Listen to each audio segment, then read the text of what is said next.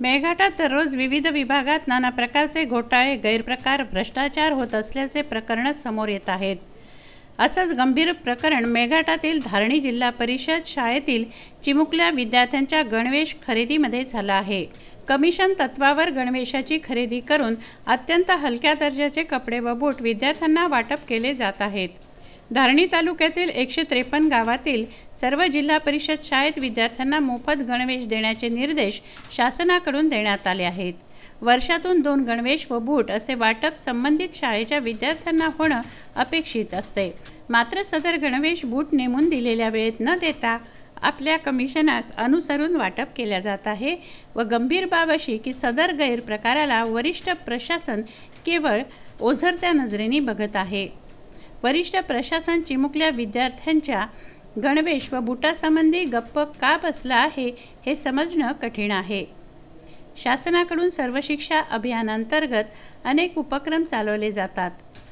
मोफत शिक्षण देण्यासाठी काम युद्धस्तरावर चालतं, परंतु धारणीत शाळा स्तरावर कमिशनचा खेळ खेळून गणवेश व बुटामध्ये खेळखंडोबा केल्याचं निदर्शनास येत आहे।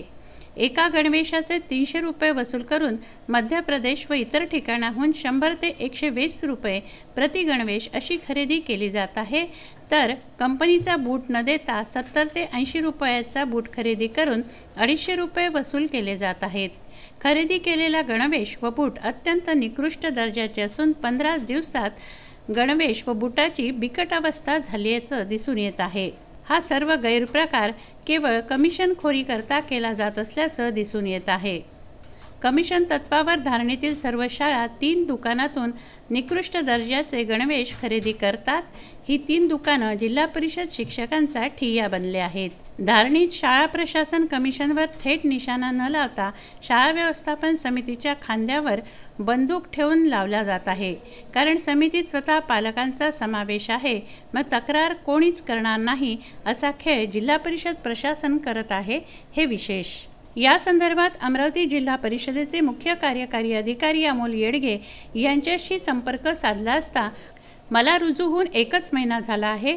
संबंधित विषयाचं गांभीर्य बघून चौकशीचे आदेश दिले जातील, कारवाई केली जाईल असं त्यांनी म्हटलं आहे। तस्मीन शेख, जुगल किशोर जयस्वाल, शकील अहमद, विदर्भ न्यूज, धारणी।